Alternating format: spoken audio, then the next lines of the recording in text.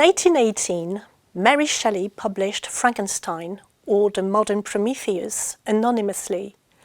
Everybody knows more or less what the novel is about, even if they haven't read it. It tells the story of the scientist Victor Frankenstein, who creates a human creature by assembling dead body parts and breathing the spark of life into them. The monster's unhappy fate leads him to turn against his maker. A second edition of Frankenstein appeared in 1823, but the novel was only published under Mary Shelley's name in 1831. This new edition contained the first illustrations of the novel by Theodor von Holst. Here is the frontispiece, the illustration placed before the title page at the beginning of the book.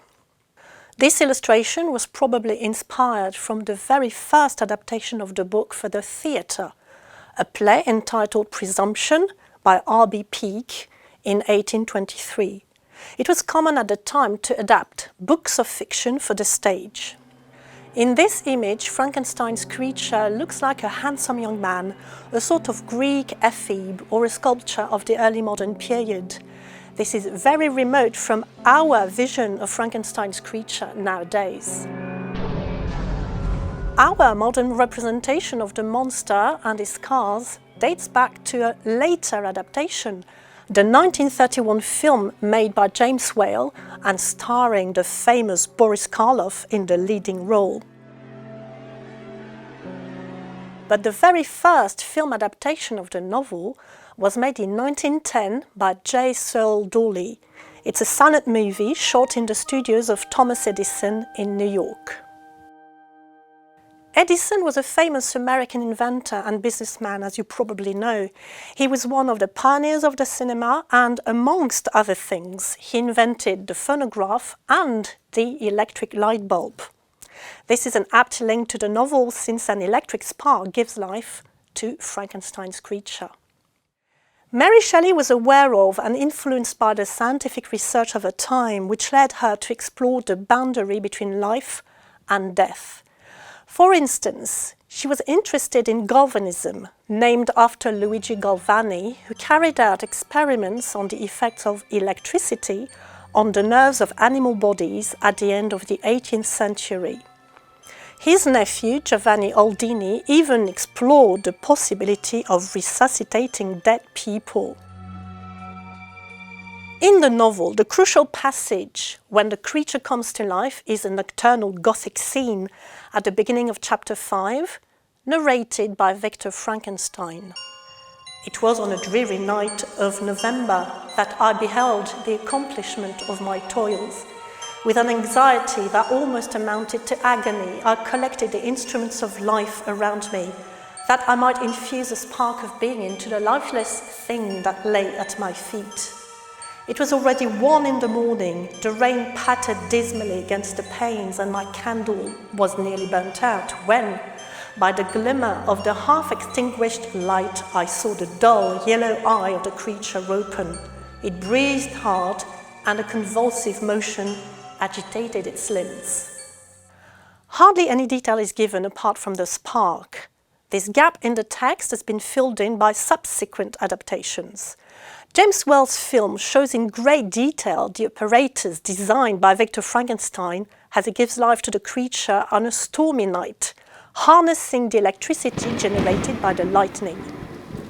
In the film, the first sign of life appears in the close-up shot of the creature's hand protruding from under the sheet covering his body. The hand twitches. The creature is alive. Oh, it's alive! It's alive! It's alive! It's alive! The closeness between the creature's hand and the fabric of the sheet is significant. The hand is a metonymy that refers to the assembled body whose different parts have been sewn together, as shown by the creature's scars. His body evokes a patchwork as well as a mechanical, industrial assemblage.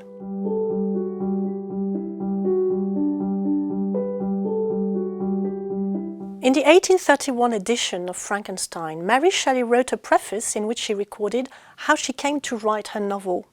At the end of the preface, she wishes long life to the book, her own creature, which she calls her hideous progeny.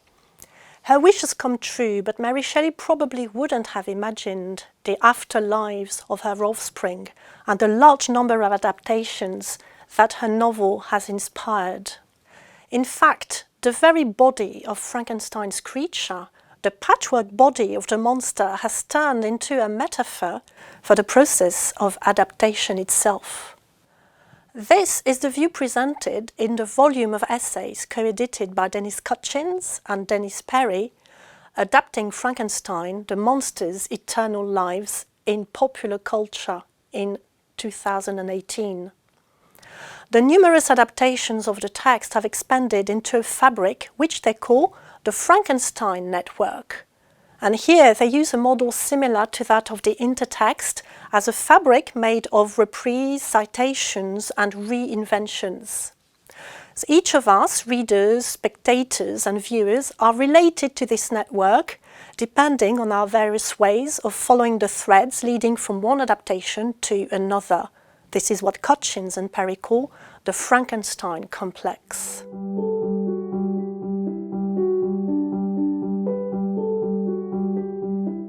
In 1995, the American writer Shelley Jackson produced a hypertext entitled Patchwork Girl. Patchwork Girl provides, among other sources, a contemporary adaptation of Frankenstein that foregrounds the themes of recycling, reprise, and textility. Patchwork Girls takes us beyond the format of the codex. It's a famous instance of early electronic fiction, a hypertextual adaptation which was not published in book form but as a CD-ROM, a medium which is now becoming obsolete. However, it's now available on a USB drive for Macintosh. Shelley Jackson used StorySpace, a piece of software developed by Eastgate and which was used to write and read the early experimental hypertext of the late 1980s and of the 1990s. A hypertext is made of interconnected parts in a digital format. Patchwork Girl is a narrative told with links, as they put it on the Eastgate website. It can't appear in print, it's navigated on a computer. As a student at Brown University in the United States, Jackson followed a class of creative writing by one of the leading theorists of hypertext, George Landau. Patchwork Girl was her final assignment. In this adaptation of Frankenstein, Mary Shelley herself creates a female creature called She, and the two of them become lovers. The character of Mary Shelley succeeds where Victor Frankenstein fails, since in the original novel, he destroys the monster's female companion, who is now given a new lease of life. The original text is subverted and reappropriated according to a feminist agenda. This is signified by the author's names in the title page, Patchwork Girl by Mary / Shelley and herself, referring to Mary Shelley, Shelley Jackson, and to the creature who now has the agency of an author. The body of She becomes the metaphor for the hypertext, also described as a patchwork and more precisely as a quilt. Here again, adaptation is construed as an assemblage of parts stitched up together. Sewing and quilting are seen as creative activities that allow the author to claim a feminist rewriting of the original text. They also help us visualize the shape of the hypertext, that is to say, a text made of lexias, fragments of text and images connected by hypertext links. Started from a table of contents in 5 chapters entitled Graveyard, a Journal, a Quilt, a Story, and Broken Accents, the text can fork into a variety of directions. The links allow the reader to navigate the text in a non-linear, open-ended, and interactive way. The hypertext exhibits its own structure, just as the scars of Shelley's creature show where the different parts have been sewn together. You may be interested in Shelley Jackson's later projects, for instance, the Skin project that she started in 2002 and which she describes as a story published exclusively in tattoos, one word at a time, on the skin of volunteers.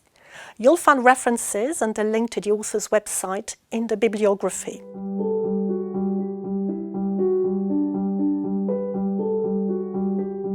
Patchwork Girl is a digital text that does not appear in book form, but this doesn't mean that the text is dematerialized.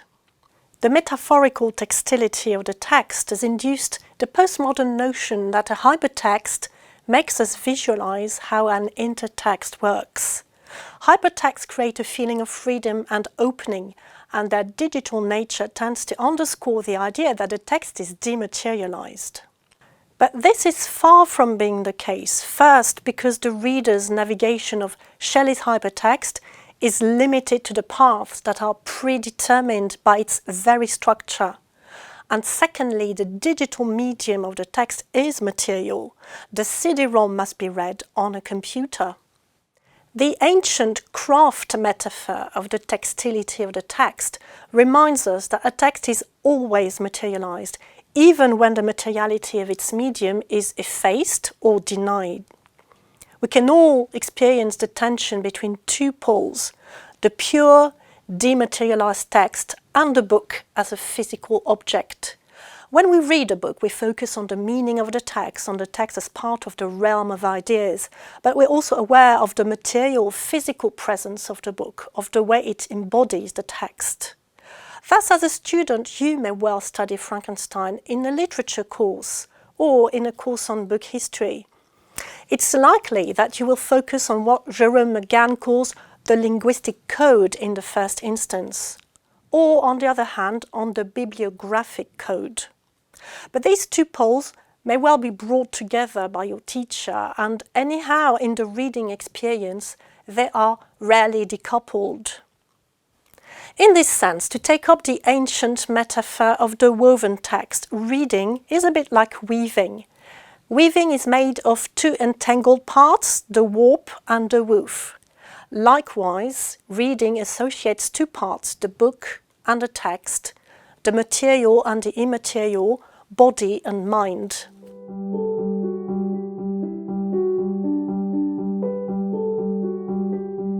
There's a trend in book art that plays on the materiality of the book at the expense of the legibility of the text.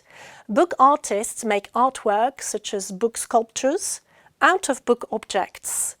For instance, in 2018, Liverpool Book Art, an organisation dedicated to book artists, set up an exhibition to celebrate the bicentenary of the first edition of Frankenstein. The British artist Lynette Willoughby exhibited a book sculpture made from 2 copies of Frankenstein. It's an origami heart that bristles with electric wires.